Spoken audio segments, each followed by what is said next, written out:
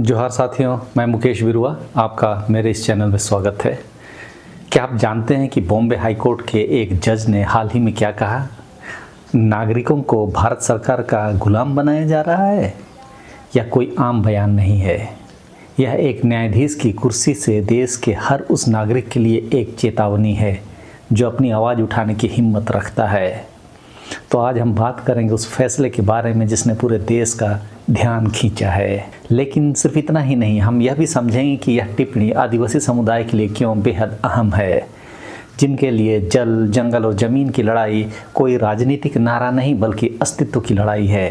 क्योंकि वहाँ भी यही पैटर्न बार बार दोहराया जाता है, विरोध करो तो केस झेलो। 2 जुलाई 2026 बॉम्बे हाई कोर्ट के न्यायमूर्ति माधव जामदार की एकल पीठ के सामने एक मामला आया।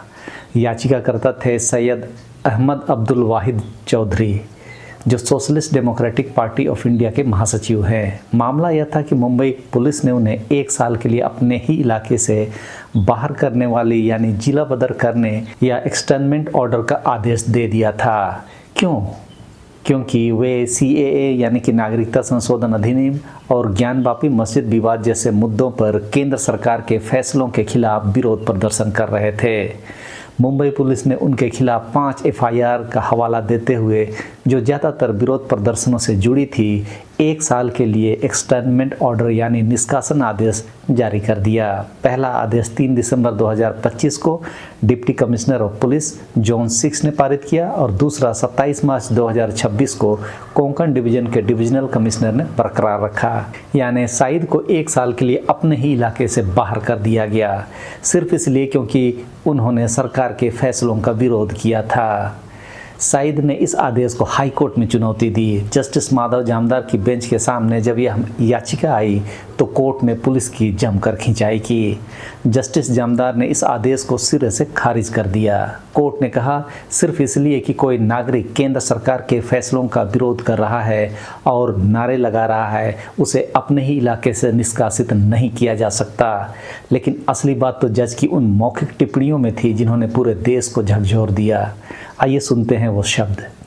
सभी नागरिकों को भारत सरकार का गुलाम बनाया जा रहा है। वे विरोध प्रदर्शन नहीं कर सकते, वे आंदोलन नहीं कर सकते। यह सब क्या है? अब इतने सारे पेपर लीक हो गए हैं, अगर लोग विरोध करेंगे तो आप केस कर देंगे। यह क्या है? विरोध करना नागरिकों का अधिकार है। जज ने आगे कहा कि याचिकाकर्ता ने भाजपा सरकार मुर्दाबाद के नारे लगाए हैं। क्या लोग ऐसे नारे नहीं लगा सकते? कोर्ट ने साफ कहा कि यह कार्रवाई दुर्भावनापूर्ण और संविधान के अनुच्छेद 19 यानी कि अभिव्यक्ति की स्वतंत्रता और अनुच्छेद 21 गरिमा के साथ जीने का अधिकार का उल्लंघन करती है। जज ने आगे कहा कि याचिकाकर्ता ने सिर्फ नारे लगाए थे, सरकार विरोधी और गृह मंत्री विरोधी नारे। कोर्ट ने पूछा, नागरिक ऐसे नारे क्यों नहीं लगा सकते? सिर्फ नारेबाजी की वजह से निष्कासन आदेश क्यों? कोर्ट ने यह भी कहा कि पुलिस किसी मुख्यमंत्री या प्रधानमंत्री की नौकर नहीं है, वह जनता की सेवक है और अफसरों पर भारी जुर्माना लगाने की चेतावनी भी थी। लिखित आदेश में जस्टिस जामदार ने साफ कहा, सरकार के किसी फैसले का विरोध करना किसी नागरिक को उसके इलाके से निष्कासित करने का आधार नहीं बन सकता। ऐसा करना दुर्भावनापूर्ण कार्रवाई यानी मॉडिफाइड एक्शन है। कोर्ट ने कहा कि संविधान के अनुच्छेद 19 और 21 के तहत नागरिकों को न सिर्फ अपनी राय रखने की आज़ादी है बल्कि सम्मान के साथ जीने का अधिकार भी है।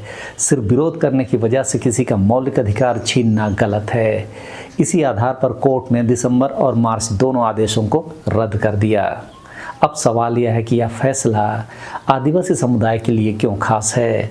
तो साथियों, इसके बहुत गहरी वजह है। आदिवासी समुदाय दशकों से जल, जंगल और ज़मीन के लिए लड़ रहा है। जो पैटर्न इस मामले में दिखा, वही पैटर्न जल, जंगल, ज़मीन बचाने की हर आदिवासी लड़ाई में बार बार दोहराया जाता है। फ़र्क सिर्फ इतना है कि वहाँ नारे मुर्दाबाद के नहीं, जल, जंगल, ज़मीन हमारी है के नारे लगते हैं और नतीजा अक्सर वही होता है, FIR, धाराएँ, कभी कभी निष्कासन जैसी कार्रवाई भी। छत्तीसगढ़ के हसदेव अरण्य को ही देखिए। यहाँ लंबे समय से आदिवासी ग्रामीण धरने पर बैठे हैं, फर्जी ग्राम सभा प्रस्ताव के जरिए मिली खनन मंजूरी के खिलाफ। स्थानीय आदिवासियों और आंदोलनकारियों पर आपराधिक मामले दर्ज होने और पुलिस की धमकियों की खबरें लगातार सामने आती रही है। पेड़ कटाई का विरोध करने पर ग्रामीणों और पुलिस के बीच झड़प तक हो चुकी है। उड़ीसा के सिजीमाली में बॉक्साइट खनन के खिलाफ आदिवासी लगातार धरना दे रहे हैं। झारखंड में पत्थरगढ़ी आंदोलन के दौरान सैकड़ों आदिवासियों पर गंभीर आपराधिक धाराओं में मामले दर्ज हुए थे, सिर्फ इसलिए क्योंकि उन्होंने संविधान की 5वीं अनुसूची और पेशा कानून के तहत अपने अधिकार गांव के पत्थर पर लिख दिए थे। ये वही सवाल है जो जस्टिस जामदार ने पूछा। अगर विरोध करना नागरिक का अधिकार है तो सिर्फ विरोध की वजह से केस, गिरफ्तारी या निष्कासन क्यों? हर बार जब आदिवासी समुदाय अपने अधिकारों के लिए खड़ा होता है तो उन पर केस दर्ज होते हैं, उन्हें देशद्रोही, नक्सली, अराजक तत्व करार दिया जाता है, उनके खिलाफ FIR दर्ज होती है। कई बार तो उन्हें अपने ही गांव से भगा दिया जाता है। नहीं भी भगाया जाता है तो इतना उनके ऊपर में निगरानी की जाती है कि भागना पड़ जाता है। ठीक वैसे ही जैसे इस मामले में सैयद अहमद के साथ हुआ। जस्टिस जामदार ने जो कहा, नागरिकों को गुलाम बनाया जा रहा है, यह शब्द आदिवासी समुदाय के लिए कोई नई बात नहीं है। वे सदियों से यह अनुभव कर रहे हैं, लेकिन पहली बार किसी हाई कोर्ट के जज ने इसे इतने स्पष्ट शब्दों में कहा है। यह फैसला किसी आदिवासी अधिकार के मामले में नहीं आया, लेकिन इसका सिद्धांत हर उस ग्राम सभा, हर उस आंदोलनकारी के काम आ सकता है जो जल जंगल जमीन के लिए लड़ते हुए मुकदमों का सामना कर रहा है। अदालत ने साफ कहा है, विरोध, नारेबाजी, धरना अपराध नहीं, संवैधानिक अधिकार है। जब भी किसी आंदोलनकारी पर सिर्फ विरोध करने की वजह से मामला दर्ज हो तो यह टिप्पणी और यह उदाहरण कानूनी लड़ाई में संदर्भ के तौर पर इस्तेमाल किया जा सकता है। बॉम्बे हाई कोर्ट का यह फैसला एक बड़ा हथियार बन सकता है। कोर्ट ने साफ कहा कि विरोध करना नागरिकों का अधिकार है। कोई भी व्यक्ति सरकार की नीतियों का विरोध कर सकता है, नारे लगा सकता है और इसके लिए उसे दंडित नहीं किया जा सकता। यानी अब अगर किसी आदिवासी समुदाय पर उसकी जल जंगल जमीन की लड़ाई के लिए केस दर्ज होता है या उन इलाके से बाहर करने का आदेश दिया जाता है तो वे इस फैसले को सीधे अपने बचाव में इस्तेमाल कर सकते हैं।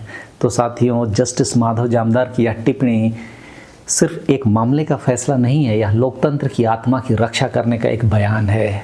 तो 3 चीज़ें इस फैसले से हमें सीखनी चाहिए। पहला तो कि विरोध करना हमारा मौलिक अधिकार है, कोई अपराध नहीं। दूसरा, सरकार अपनी आलोचना से डरती है लेकिन अदालत हमारे साथ खड़ी है। तीसरा, आदिवासी समुदाय के लिए यह फैसला जल जंगल जमीन की लड़ाई में एक कानूनी ढाल की तरह काम कर सकता है। बॉम्बे हाई कोर्ट ने आज हमें याद दिलाया कि हम गुलाम नहीं हैं, हम इस देश के नागरिक हैं और हमें अपनी आवाज़ उठाने का पूरा अधिकार है, चाहे वह दिल्ली की सड़कों पर हो या आदिवासी बहुल किसी दूर दराज के गांव में। अगर आपको यह वीडियो पसंद आया तो लाइक करें, शेयर करें और चैनल को सब्सक्राइब भी करें ताकि ऐसी ही ज़रूरी बातें आप तक पहुंचती रहे। तो इस वीडियो में इतना ही। जय हिंद, जय संविधान, सबों को जोहार।